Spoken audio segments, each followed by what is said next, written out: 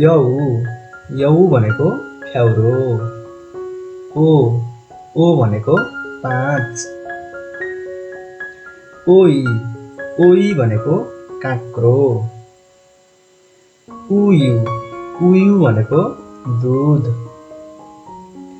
इ इ भनेको चाहिँ दुईवटा अर्थ लाग्छ, एउटा दुई र अर्को दाँत। उइ उइ भनेको पेट, अर्को माथि।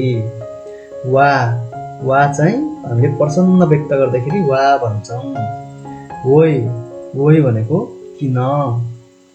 आई आई भनेको बच्चा। ये भनेको हजुर, अर्को चाहिँ उदाहरण। वैवयो भनेको घोक्छ अथवा घोक्छु। साथीहरू, तपाईहरूलाई यो भिडियो कस्तो लाग्यो? यदि राम्रो लाग्यो भने भिडियोलाई लाइक, कमेन्ट र सेयर गरेर च्यानललाई सब्स्क्राइब गरिदिनु होला। Thank you.